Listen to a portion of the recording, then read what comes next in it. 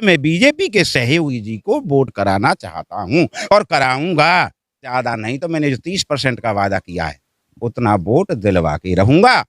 अपने क्षेत्र से बीएसपी का 30% वोट काट कर बीजेपी को दिलवाएंगे। दिलवाऊंगा। मेरे ऊपर खाम खाम बात न करें, आप जैसे बोले उतना बोले। सर फिर अगर ऐसे ही अगर आपकी तरह सब लोग हो जाएं, मेरी बात को माइंड मत कीजिएगा, तो फिर ये क्या, फिर ये दोलापन नहीं है? और जो व्यक्ति आरएसएस में काम करता हो वो कभी दलितों का भला नहीं सोच सकता। दूसरी बात, एक माननीय कांशीराम साहब ने एक बुक लिखी थी, द चमचा एज। ऐसे ही अगर एक एक व्यक्ति हर क्षेत्र में अगर इस तरह का प्रोपेगेंडा अगर रचाएगा तो पार्टी तो आपकी गर्त में चली जाएगी। ऐसा कभी नहीं हो सकता। जब ऐसे आप हो सकते हैं तो ऐसा कोई और क्यों नहीं हो सकता, ये बताइए। कि जो आज मैं कह रहा हूँ जो असत्य हो जाए तो मेरे पास दोबारा आना, और जो कुछ जैसे चोर के साथ में दंड दिया जाता है उस दंड को देना। यदि इसमें से ये 2% भी और कन्वर्ट कर दें, या आज कहलवा दें कि वो बीजेपी को वोट देंगे, तो हम मान जाएंगे कि एरिया से 30% ले जाएंगे। अगर बहन जी की सरकार होती तो हाथरस में जो हुआ था, क्या इस तरह के कांड की कल्पना आप बहन जी के शासनकाल में कर सकते थे? बत्ती ऊपर फेंक रहे, बाजा मत जा चाह रहे। बहन कुमारी मायावती की सरकार बनाई, वो बन के रहेगी और बनाएगी।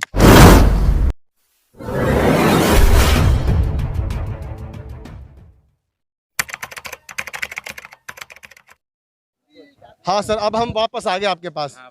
अब बताइए, आपकी कुछ बात अधूरी रह गई थी। हाँ, मेरी ये बात है कि मैंने जो जितनी ताकत लगाई थी यहाँ बसपा को जगाया था, मगर क्या नाम हुआ आपका? मेरा नाम श्रीपाल, भूतपूर्व प्रधान। अच्छा अच्छा। मैंने घर घर, इस गांव नहीं गांव गांव जा करके जब साइकिल से साहब कांशीराम जी के साथ भी गया। आप गए हैं माननीय साहब के साथ? जी गया हूं। और मगर मैंने देखा कि जब सरकार बहन जी की आई थी तो यहाँ तहसील पे दलालों ने हम लोगों को और पिटवाने की ज्यादा कोशिशें की। इसलिए इगलास विधानसभा में कारण यही है कि जब सामान्य से सीट हो जाएगी यहाँ तो जब बसपा निकलेगा, मगर ये यहाँ बसपा को ये जीतने अभी नहीं देंगे किसी भी ताकत। इसलिए मैं पूरे उत्तर प्रदेश की बात नहीं कर रहा हूँ, मैंने जो बात की है इगलास विधानसभा की बात की है। इगलास विधानसभा में मैं इसी पे जिंदा हूँ कि मेरा जाटव तो विधायक हो जाएगा। इसलिए मैं बीजेपी के सहयोगी जी को वोट कराना चाहता हूँ और कराऊंगा। एक बार जरा फिर से बताइए, जी। आपने जो बीजेपी से राजकुमार सहयोगी जहाँ पर प्रत्याशी हैं, उनको कहीं ना कहीं वोट देने की बात की, ऐसा कुछ? हाँ, मैंने उनसे कह दिया है कि भाई मैं तो बीजेपी को ही वोट दूंगा, सहयोगी जी आप आए या ना आए गांव में, मैंने यही की कहा है। और मैं फिर ऐसा भी है कि ये तो शायद सारे जगह दौड़ेंगे नहीं, मैं दौड़ करके ज्यादा नहीं तो मैंने जो 30% का वादा किया है उतना वोट दिलवा के रहूंगा। अपने क्षेत्र से बीएसपी का 30% वोट काट कर बीजेपी को दिलवाएंगे? दिलवाऊंगा। ऐसा क्यों? ऐसा क्यों कि बीएसपी के उन दलालों ने जो तहसील पे बैठ जाते हैं, उन्होंने इतनी मट्टी खराब की है बीएसपी की कि बीएसपी को यहाँ उभरने नहीं देते।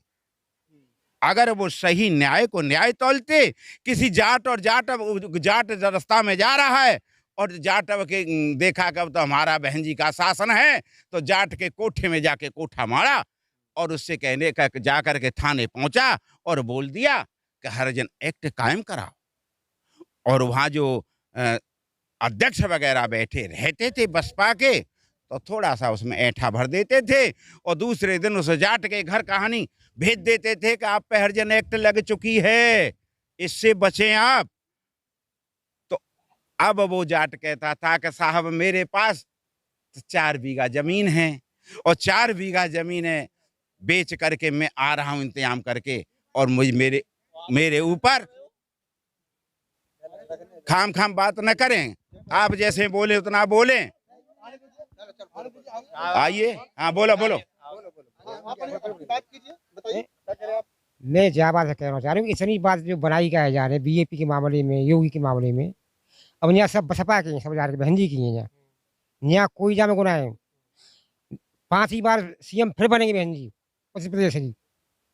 ताऊ जी 5वीं बार का दावा कर रहे हैं वो। तो और मैं फिर ऐसा बहन क्यों? जी की मतलब मैं सरकार की कोई मना किया है? लेकिन मैं भी बसपा का हूँ, आप फिर कैसे बसपा के सर? मगर मैं बसपा का यहाँ तहसील में इसलिए नहीं हूँ कि यहाँ बसपा वालों ने ही जब कोई भी हंगामा होता है तब भी मैं सीना तोड़ के बात करता हूँ और हंगामा में जाता हूँ। आई समझ में? ये नहीं है कि जुग इस मोहल्ले में आकर के और अब जब सभी एक पागल कुत्ते की तरह सर भागते रहें। सर ये फिर कैसा समर्थन रहा कि यहाँ आप अपने क्षेत्र में बीएसपी की वोट काट रहे हैं? हाँ, पहली बात सुनिए, और आप फिर भी ये कह रहे हैं कि बहन जी सीएम बने। सर फिर अगर ऐसे ही अगर आपकी तरह सब लोग हो जाएं, मेरी बात को मान मत कीजिएगा, तो फिर ये क्या फिर ये दोगलापन नहीं है? हाँ, ऐसा है कि जहाँ हमारा विधायक नहीं निकल रहा है और जब कि हमें हमारे बराबर जिन्हें और हमसे ऐसी ज्यादा होते हैं उनको बहुत बड़ा सम्मान मिलेगा, वो हम लोगों को फिर जैसे कि दांतों के बीच जीभ ऐसे जीवन काटना पड़ेगा। इसलिए मैं केवल इगलास विधानसभा में हाथ निहोरे जोड़ करके ही सहयोगी की वोटों की कहता हूं, अन्यथा मैं ये नहीं कह रहा हूं कि सरकार बीजेपी की बने। जो व्यक्ति 36 वर्ष आरएसएस में रहा हो, क्या वो कभी दलित वर्ग का हित सोच सकता है? क्योंकि मान्यवर कांसीराम साहब, बाबा साहब और हमारे जितने भी महापुरुष बुद्ध से लेके और मान्यवर साहब तक सब लोगों ने हमें आगाह किया है। और जो व्यक्ति आरएसएस में काम करता हो वो कभी दलितों का भला नहीं सोच सकता। दूसरी बात, एक मान्यवर कांसीराम साहब ने एक बुक लिखी थी, द चमचा एज, चमचा युग, तो मैंने उसे अच्छी तरह से पढ़ा है और मैं उसी का हवाला देते हुए कहता हूं कि समाज में कुछ ऐसी भ्रांतियां हो जाती हैं तो कोई दिक्कत नहीं सर, लेकिन सब एकजुट हैं।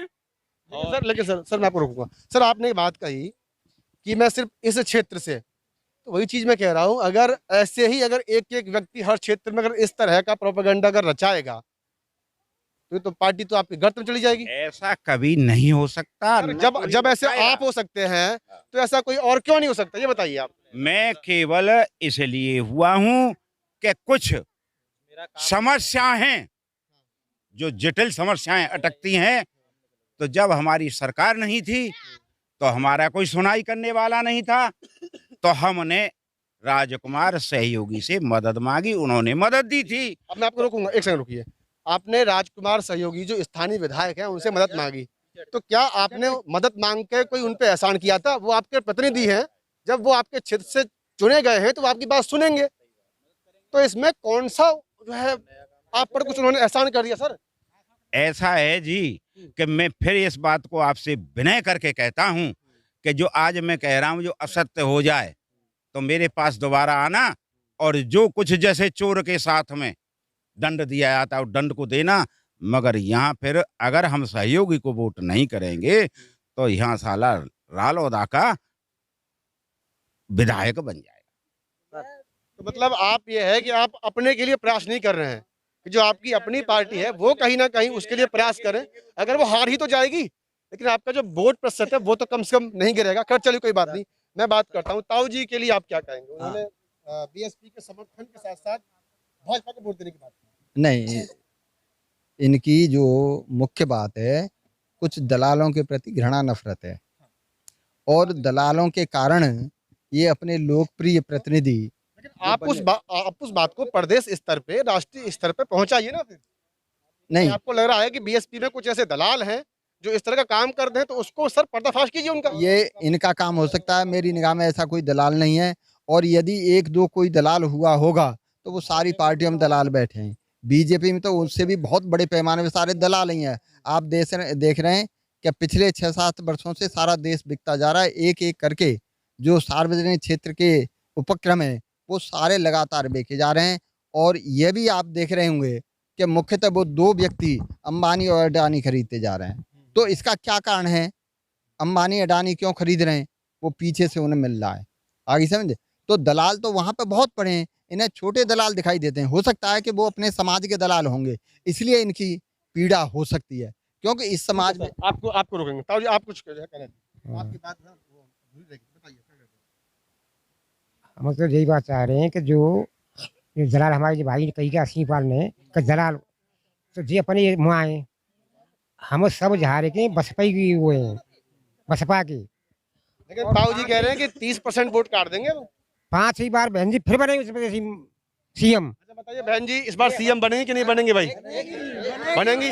स्वास्थ्य जरा मैं भी कह रहा हूँ बनेंगी, मैं भी कह रहा हूँ कि सीएम बहन जी बनेंगी, मगर मेरा चैलेंज यही है कि यहाँ के 30% वोट को सर एक मिनट यहाँ उपस्थित जो जनसमूह है, यदि बनेगी तो बहन जी बनाएंगी सर, बिल्कुल खामा कोई बात कर रहे हैं हम। बहन कुमारी मायावती यहाँ ये वक्त कोई नारा बात यहाँ उपस्थित जो जनसमूह है, यदि इसमें से ये 2% भी और कन्वर्ट कर दें या आज कहलवा दें कि वो बीजेपी को वोट देंगे, तो हम मान जाएंगे कि एरिया से 30% ले जाएंगे। ये स्थिति आज बिना बहन जी के और बिना कैंडिडेट के सारा का सारा काम गोल है। अच्छा आप बात बताइए, अगर बहन जी की सरकार होती तो हाथरस में जो हुआ था, क्या इस तरह के कांड की कल्पना आप बहन जी के शासनकाल में कर सकते थे?